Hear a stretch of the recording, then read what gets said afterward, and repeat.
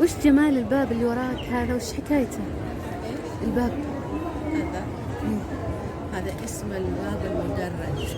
الباب المدرج. ليش سمي الباب المدرج؟ ليش؟ كمية جمال.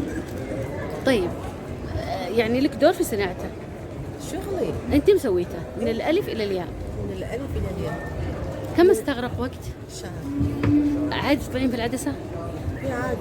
طب تجلسين جنبه وتشرحي لي بس.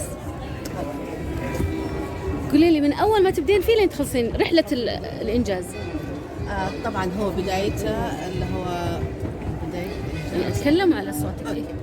طبعا هو اللي هو الخشب، طبعا سعره اللي هو 1000 ريال. خشب نخيل او خشب اللي هو مهوجني روماني. مهوجني روماني، مش من هنا من اكيد مستورد طبعا. أي. اللي هو استغرق مني الوقت اللي هو شهر كامل. طبعا هو اسمه اللي هو الخشب الباب المدرج نسبة لتدرجات الباب.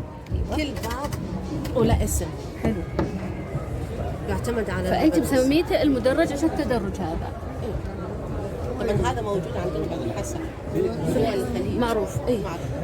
اسمه كذا. طب واللي ورا العاديين اللي هناك ما احسهم مدرجين؟ لأن كل واحد لا مختلف. كلهم ما شاء الله انت سويتيه. هذا انجازاتك انت، وانت في ورشتك هنا تشتغلين عادي. هي اشتغل عادي. هذه فاتنا المشاركة. خليني اطلع انستغرامك واسمك. فاطمة خليل الحمودي، مبدعة من الاحساء وروعة. كل الشغل يجنن صراحة. ما شاء الله ما شاء الله، منتهى الأناقة. كل قطعة أجمل من الثانية.